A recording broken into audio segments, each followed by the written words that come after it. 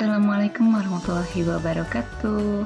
Anak solih dan solihah, apa kabarnya kalian hari ini? Semoga kalian semua sehat walafiat. Jangan lupa, sebelum memulai pembelajaran, mari kita berdoa terlebih dahulu ya. A'udzubillahi minasyaitonirrajim. Bismillahirrahmanirrahim.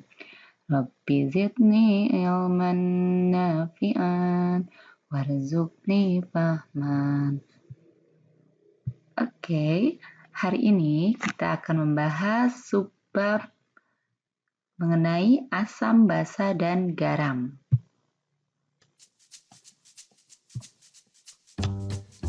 Nah, tentunya kalian pernah melihat semua yang ada di gambar ini kan? Ada jeruk, tomat, cuka, dan aki. Jeruk dan tomat ini bersifat asam. Begitu juga cuka dengan aki. Bedanya apa? Bedanya jika jeruk dan tomat ini adalah asam organik, yaitu asam yang berasal dari makhluk hidup. Sedangkan aki dengan cuka ini termasuk ke dalam asam anorganik, yaitu asam yang tidak berasal dari makhluk hidup. Asam itu apa ya? Mari kita bahas sama-sama mengenai karakteristiknya. Asam, basa, dan garam. Pertama kita bahas mengenai asam itu sendiri. Asam memiliki karakteristik tidak boleh dimakan kecuali makanan. Rasanya masam.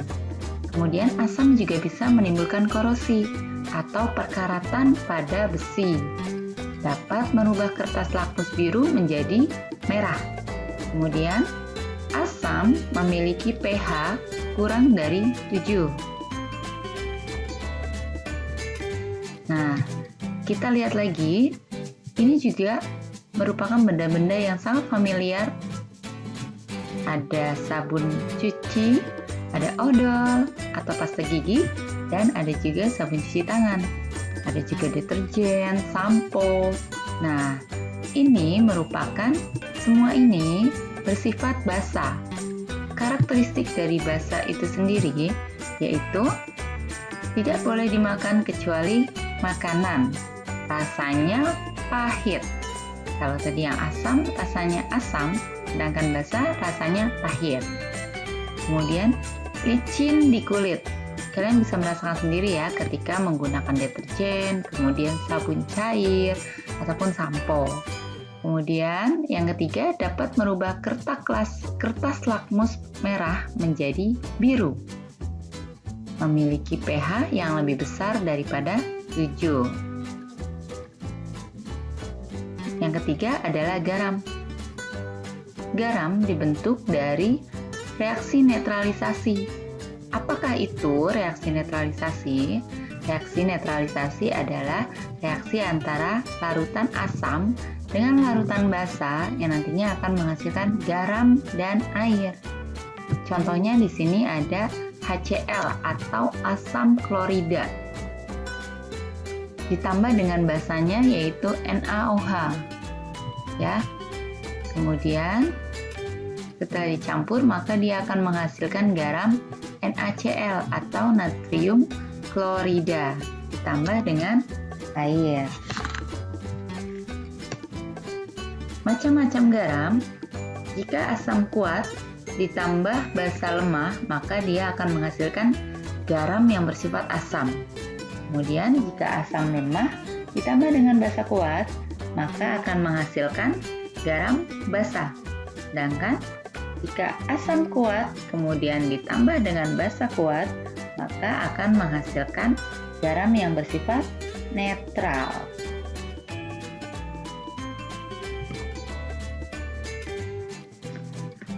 Sekarang bagaimana sih cara mengetahui larutan itu bersifat asam atau basa? Kita di sini bisa menggunakan sebuah indikator, yaitu suatu senyawa yang dapat menunjukkan perubahan warna ketika bereaksi dengan asam dan basa. Indikator ada dua macam. Ada yang disebut dengan indikator alami dan indikator buatan.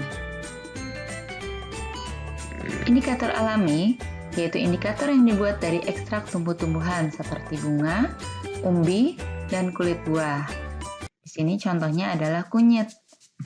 Kunyit ini bisa kita gunakan untuk mengetahui apakah larutan itu bersifat asam atau basa.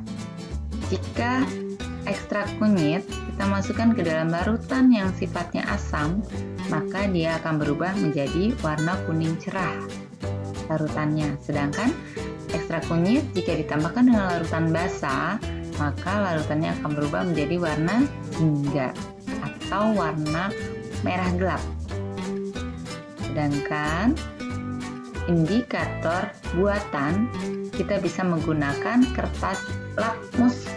Ada 2 macam ya. Nah, ini adalah kertas lakmus merah dan kertas lakmus biru. Pada larutan yang asam, maka kertas lakmus yang biru ini akan berubah warnanya menjadi merah.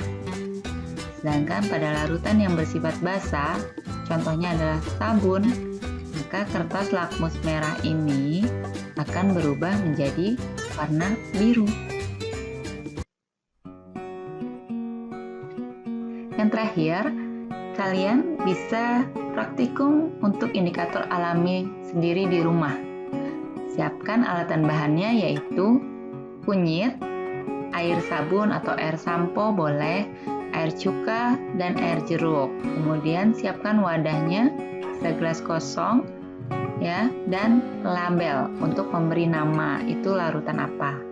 Kemudian cara kerjanya, pertama kalian blender kunyit dengan sedikit air atau bisa juga diparut kunyitnya, kemudian ambil perasan air kunyitnya tersebut, kalian tambahkan air lagi sedikit. Setelah itu, kalian tuang masing-masing nih cuka, air sabun, dan air jeruk ke dalam wadah, beri label, itu larutan apa. Larutan cuka, kemudian larutan air sabun, dan air jeruk. Setelah itu, kalian tuangkan air kunyit tadi ke dalam masing-masing ini, larutan cuka, larutan sabun, dan larutan jeruk. Kemudian amati perubahan warna yang terjadi dan catat pada tabel ini. Air cuka, nanti warna setelah diberi air kunyit, warnanya jadi warna apa. Air sabun setelah diberi air kunyit berubah jadi warna apa, begitupun air jeruk. Ini, tabel ini, silahkan nanti kalian tulis sebagai hasil laporannya di buku tulis kalian dan kirim fotonya ke Miss beserta dengan hasil praktikumnya. Jadi gelas-gelasnya setelah ditetesi kunyit tersebut sama kaliannya foto, kemudian kirim ke Miss. Soli dan Soliha, untuk tugas dari praktikum indikator alami ini, Miss beri waktu kalian 4 hari ke depan. Ya, ditunggu sampai maksimal jam 5 sore tugasnya. Jangan lupa semangat selalu, kemudian dibaca kembali bukunya. Ini untuk asam basa ada di halaman 123 sampai dengan halaman 130. Oke, anak-anak, cukup sekian pertemuan hari ini. Mari kita bersama-sama mengucap hamdalah. Alhamdulillahirabbil alamin. Wassalamualaikum warahmatullahi wabarakatuh.